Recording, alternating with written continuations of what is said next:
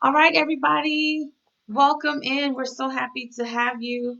Right now, we have Dex Geralds as our guest, and we're so glad to have you join us. We want you to interact, ask questions, make comments in chat, and we'll do our best to answer questions in chat. So, first off, I want to introduce him. He is an actor, a model, a remote fitness trainer, as well as a level 2 CrossFit trainer. Not only that, he just so happens to be a type 2 diabetic. So this evening, he's going to share with us his experience, and we're just going to have a conversation. Thank you so much for joining me, Dex. Yeah, no problem at all. Thanks for having me. You are very welcome. So um, tell us a little bit about yourself. What are some of the things you enjoy? um, I guess first, I enjoy exercising a lot. I do that 6 times a week. Sometimes I have to tell myself to take a rest. Um, I'm a big nerd. I'm into comic books. Read a lot of comic books. Batman and Robin is probably my favorite comic book that I read now. Um, and other things, I guess, pop culture wise, I'm into anime as well. So really big into Japanese culture. I love reading, trying to learn new things. Right now, I'm reading a book called Atomic Habits. So I'm trying to create some habits that help me become more successful in life later down the road. Yeah, and I really enjoy the movies. Quarantine's really destroyed that a little bit. Not, we go to the movie theaters as often as I used to, but making do with Netflix and Amazon Prime and all that stuff. So yeah, it's pretty much what I like to do. Well, that's awesome. Hello again, everyone. To those of you who are just joining us, we have Dex Geralds here. He's going to share some information about his experience with type 2 diabetes as a diabetic himself. If you could just share this video on your timeline so that more people can get this awesome information he's going to share. So you said that you like to exercise 6 times a week. Have you always liked to exercise?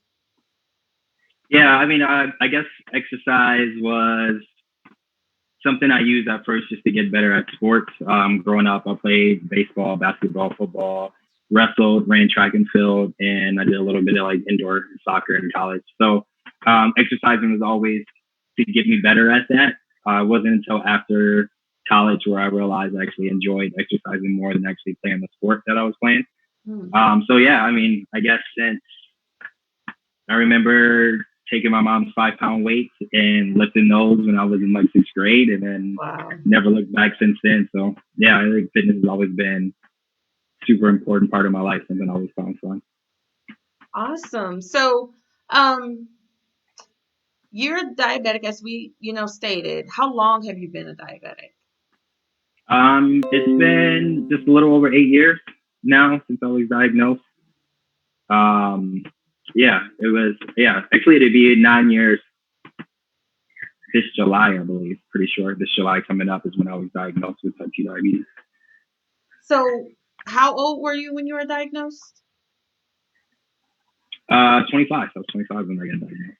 So you were 25 years old when you were diagnosed. Tell me about that experience. Walk us through um, your experience with being diagnosed. What were some of the symptoms, some of the things that you felt leading up to the actual diagnosis?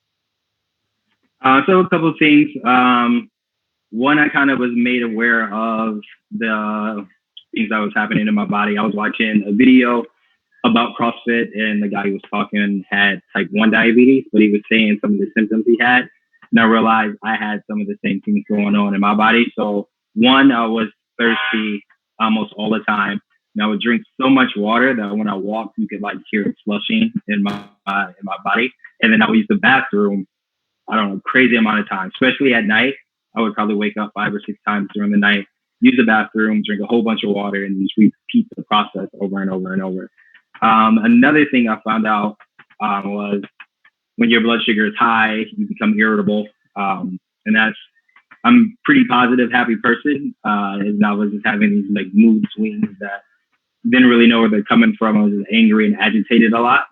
and that was another thing he said. So I kind of took that So and when you say thought about, angry and agitated, like, would you mean that you just kind of were like, it's so annoying to stand in this line, or were you like almost ready to oh, knock someone's block off? Like, how? I was a manager at a Buffalo Wild Wings in Massachusetts, just outside of Boston, um, and I was the manager that everyone liked, and like when they came in, they were like, "Oh, Dex is working. This is gonna be a fun shift and everything." But as my blood sugar started to rise and I didn't know, I would just get irritated with everyone and lash out on my employees, and to the point where I remember hearing one of them whisper that I was on my period or something like that. And I remember that just made me even more mad when I heard that. So, and then I've always kind of looked at myself critically and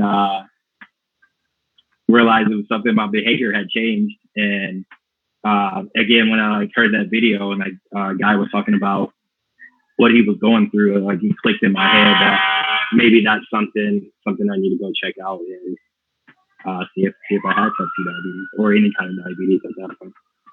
Yeah. So you you knew that there were symptoms, and you just went to the doctor, and they told you were diabetic, or is that how it gone? Did you have Yeah. people encourage you to go, or?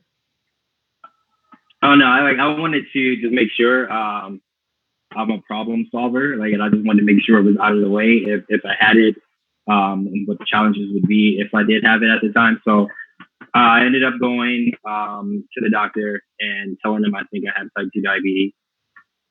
And so they tested my blood sugar and came back, and sure enough, I think my blood sugar was around 350 or maybe 450, something crazy high at that time when I went into there.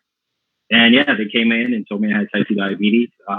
Wasn't, again, too much of a shock for me at first anyway, just because of the video I watched and with my family history of type 2 diabetes.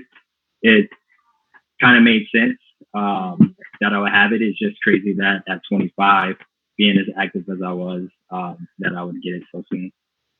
That was the Yeah. kind of the shocker of the whole thing.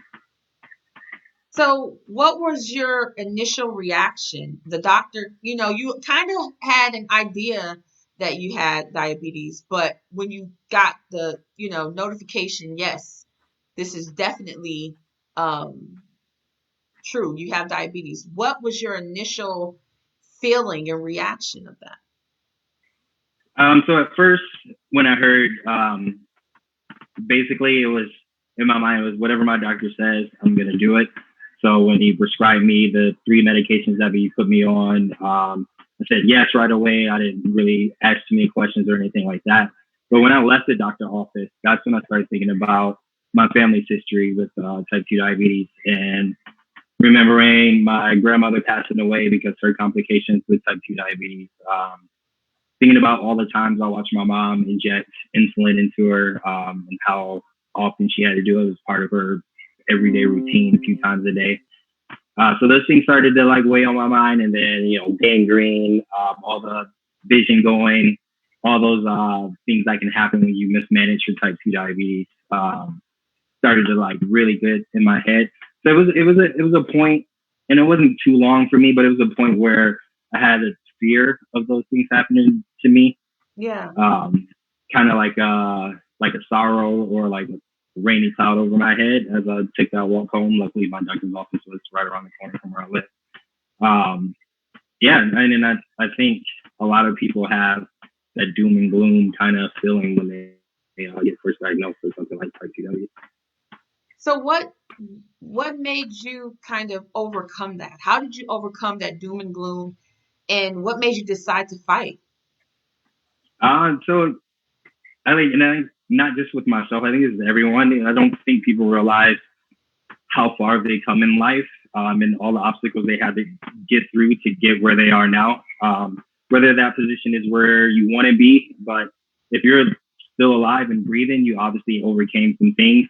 And for me, I just thought about all the other things I've overcame, and I know it takes some work to overcome things, but it's possible. And then so with that experience of trials that I've been through in my life, I knew this is something I could beat. And I would say within the next couple of days, I started taking action and making sure I was doing the proper things to control my blood sugar, my type 2 diabetes.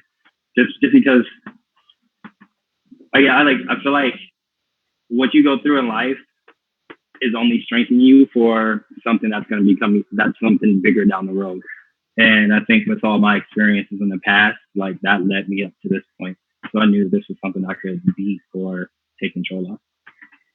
Wow. So you had success with, or triumph with over or things that you were faced in life.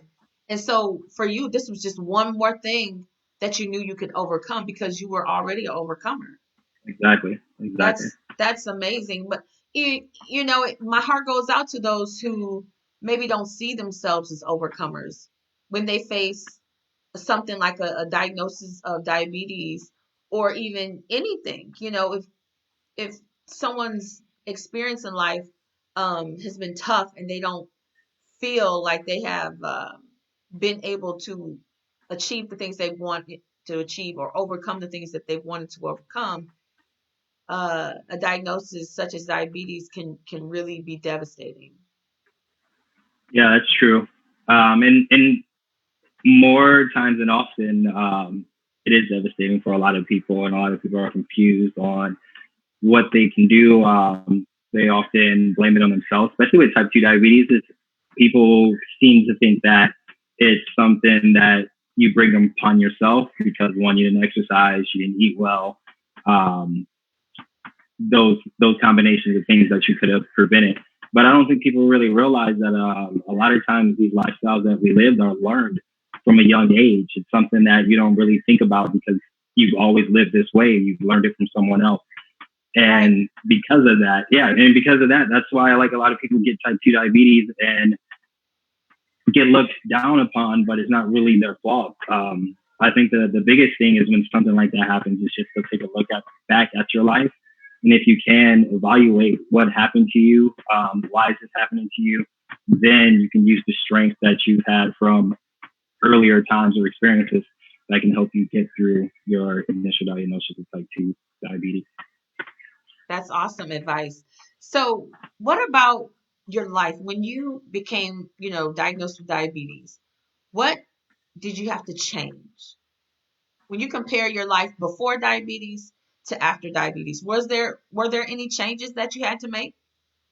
Yeah, it was a couple. One, I'm a classic overeater. I overeat a lot. People go to McDonald's and get a burger, a fries, and a drink. I'm probably getting 3 to 5 burgers, fries, and a drink, and I'm eating that. And because I exercise so much, it didn't really affect my appearance anyway. So I never really thought about that. And again, I was working at a restaurant at Buffalo Wild Wings, and I would bring home 50 wings and eat that in one sitting. Just eating a lot. So that was one thing I had to check was my portion sizes. I Um, think that's and key is, portion size. A lot of times in America, overeating is celebrated. exactly. We Yeah, brag yeah. about it, especially with men, oh man, I ate a whole 10-piece chicken or whatever. It's a thing in America. There's contests and awards for overeating. And so and culturally, having a meal is what we like to do. We sit together and we eat all day. We get our elastic pants ready for the holidays. It's Exactly. just overeating is really a thing. And so I think often we don't even know what's normal. What is a normal size? They tell you, the doctors and health professionals tell you, a palm size is, or meat, or protein should be the size of Protein. your palm and things of that sort. But when you're used to eating whatever you want, however you want, um that sounds like too little. Like, what, you only want me to eat that much meat? Like, that would never fill me up. And especially because that's been a way, in my experience, that people have shown love. If they weren't going to buy you a gift or something like that, hey, I'll make this for you, I'll cook for you to show you how much I love you. So, yeah, I see how overeating can really uh just become a way of life. Yeah, and it goes back to that learned behavior that you just grew up that way. And I'm the youngest of four. And when we got food, we sat at the table. If you didn't eat fast enough, you wouldn't get enough to eat. So I just learned to eat as much as I can every time. And over time into my adult life, ended up just eating way too much, not really realizing it. And then other times it's like, I read a story, not a story, but article about portion sizes. And if you look at plate size from the 1950s compared to now, it's almost double the size. And that way, food companies can get more money out of you because you want to fill your plate up with food. And if it's bigger, then you're obviously going to spend more money on food. So that's another thing that's like, you got to realize that there's things out there that you're not conscious of that causes you to do certain behaviors. So, so yeah, I mean, and that's probably like some of the reasons why a lot of people overeat now is just little small things like that. But the other thing that I had to control or change was my sleep pattern. I overwork a lot. Even now I still work probably way too much. Never really take days off, and I would sleep, I don't know, 4 to 5 hours a night, which is not great for a diabetic or even any kind of person, and it helps bring on diabetes a lot quicker. So that's something I have to, even now I still struggle with a little bit, is getting enough sleep. Um, so that was one of the things I changed a lot too, was making sure I was in bed at a certain time and waking up at a certain time to get in that 7 to 8 hours of sleep. But those are the two biggest lifestyle changes that I had to make once I was diagnosed. So, what about your management of diabetes? Do you use medications to manage your diabetes? Yeah, well, for a long time, I didn't really have to. I controlled everything through my diet, usually a low carb diet like paleo, or I did keto for a while as well. But lately, I would say the last year, my blood sugar just wouldn't come down. I would always be in the 200s. So I'm taking metformin, and I take a supplement called Curlin, which I love a lot. It keeps me, usually when I wake up, I'll wake up with high blood sugar. Some people have that. And I used to wake up almost at 300, and now I'm around 180 to 200 when I wake up. And then shortly after I wake up, once I get active and everything, I get down to like 130 or something normal. But those two products help me a lot. I know with metformin, initially it gave me stomach issues. I think a lot of people have issues with that. But after about 2 weeks, that went away. So that was a tough 2 weeks to have to deal with that all the time. Yeah. I know they have a time release one that helps with that, so you don't have issues with your stomach. But I didn't know that was an option until after I already got used to it. But yeah, so I take that and that supplement Carolyn or Curlin, I can't say it right. And then everything else is just eating right and exercising, and that keeps me in the right place. So, do you find the medications to be fairly expensive, or is it kind of manageable? Or So for me, I don't have health insurance, so it does get expensive for me. For yeah, one, for me to get a prescription costs about 60 to 75 bucks for the doctor visit. And then metformin, luckily, isn't that expensive. It's about 14 bucks to get that.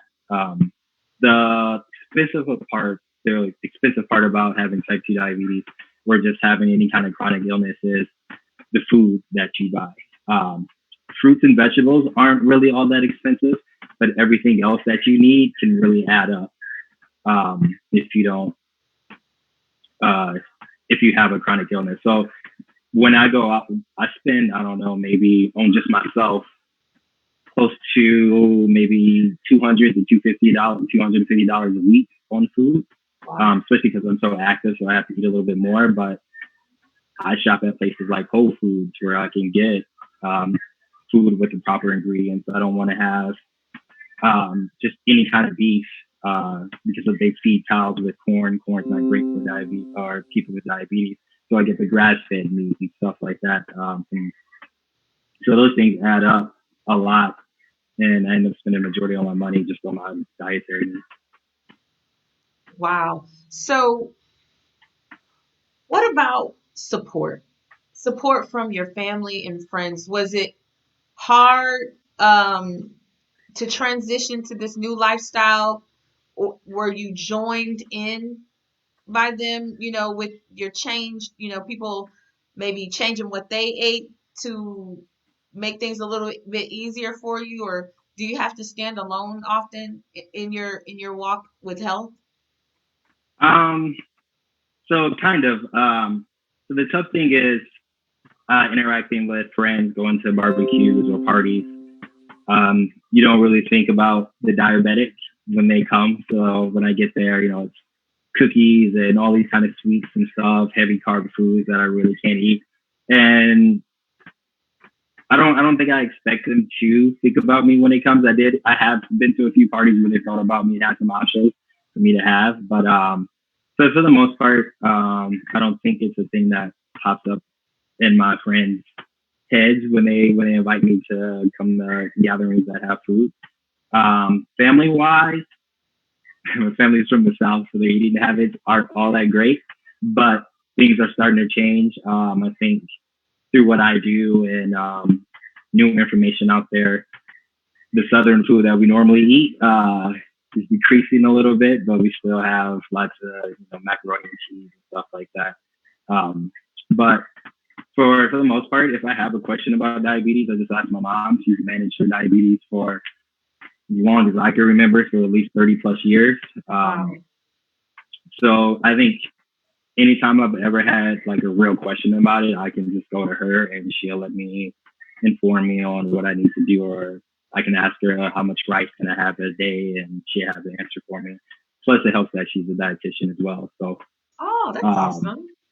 yeah, big time. But again, those old Southern ways still sneak in sometimes. So we have those foods, that food. But nobody's ever looked down upon me or anything like that, or said any negative comments on me having type 2 diabetes. So the support's been there. It's Awesome. just been in different ways, not in the way of, I guess, just looking out for me when we're in big gatherings and stuff like that. But the support's always been there. So we have a few more minutes, and before we close, I want to talk about fitness. So you're a fitness professional. You're a remote trainer. You train people from distance. Right now, everyone is locked down, so no one's going to gym. So it's been pretty helpful to have people like you who can train from afar.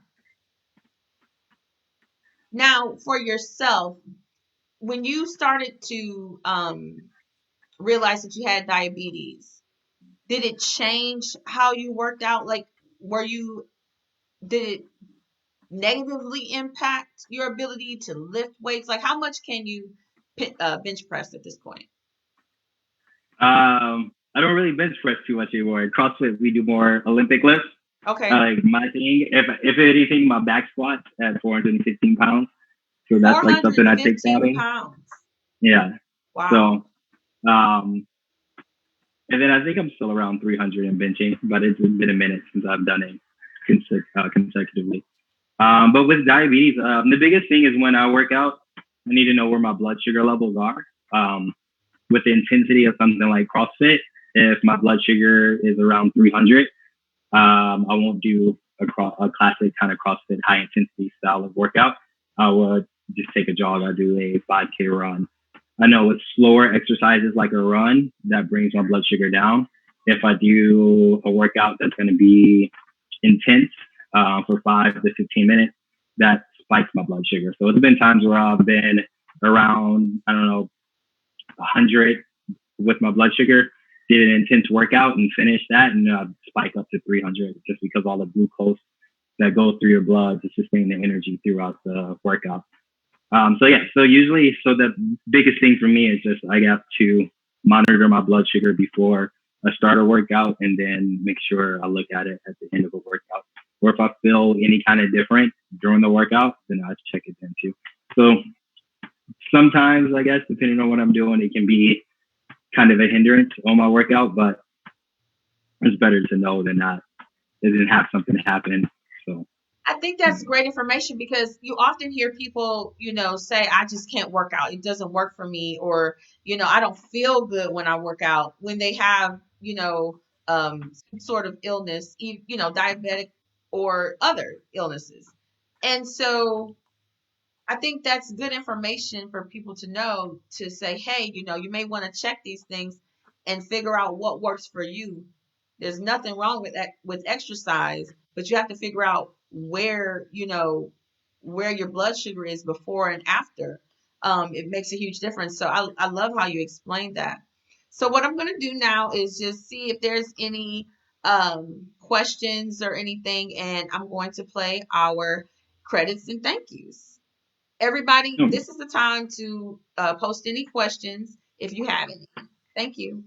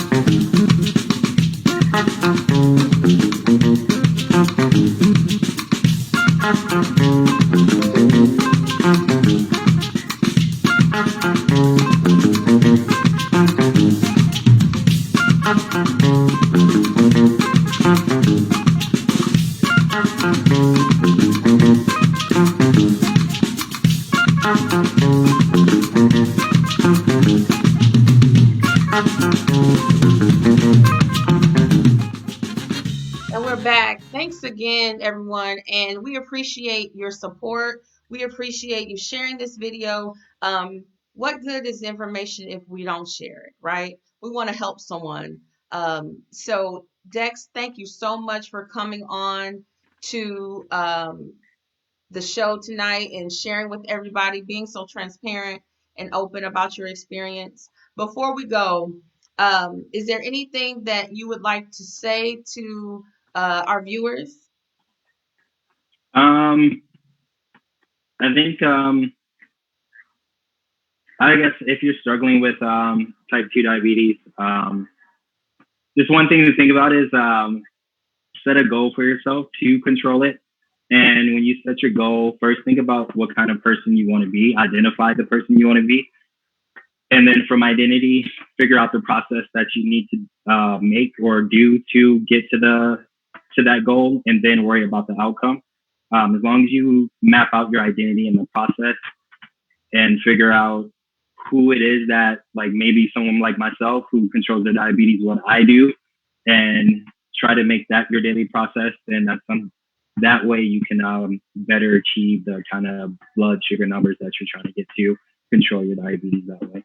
But other than that, thanks for having me. This was fun. It's nice to talk about my experience, and great to be able to use my voice to help people living with type 2 diabetes. Thank you so much. Shika D has a question. She says, how do you encourage someone to accept treatment like dialysis if they are really opposed to it? I wanted to say, Shika, we're definitely going to have patients who are going through dialysis right now. We're going to have some of those guests on next week. So, yeah, next week we're going to have the whole week is going to be called Love and Diabetes. So we have a couple each night that is going to share their story about diabetes and being married and being together through that together. So please tune in next week for that. And Lionel Brock says, does working out before you eat, is it a good idea to help lose weight? And how about being a vegan? Do you recommend a plant-based lifestyle? So as far as working out, I think you should definitely eat before you work out. Your body needs fuel. If you don't, some people can get away with fasting before they actually work out, but usually those people have a higher count of glucose in their blood. So you want to fuel your workout. So I say definitely eat, and through that you're going to be able to lose weight anyway. And then what was the second part of the question? About a plant-based lifestyle, eating, Oh yeah, so I tried to become a vegan, which went into becoming a vegetarian to now me just eating low carb. I have no problem at all with the vegan lifestyle. Just make sure you watch your carbohydrates. That's something I got trapped into, especially late nights. You can't really go places and find vegan or even sometimes vegetarian food. So I was eating a lot more bread and everything. So just be conscious of that. If you can, just try to eat whole food. Try to eat as much vegetables and fruits as you can. Well, light on the fruits, but definitely a lot of veggies. And you should be fine with that. I know a couple people that it definitely helped their blood sugar control by being vegan or vegetarian. So yeah, just got to monitor that carb intake when you do that. Awesome. So I like to end the segment with a question to my guest, and I like to give hope to people out there who may have diabetes or have a history in their family of diabetes, or just needs to be encouraged. So I want you to finish this sentence for me. Diabetes is. Is a very manageable chronic illness that does not hinder your life. And you're still able to do all the things you were able to do before that and enjoy life in a happy, positive way. Thank you so much. Listen, I've had a wonderful time tonight. You guys were great. Thank you so much for sharing.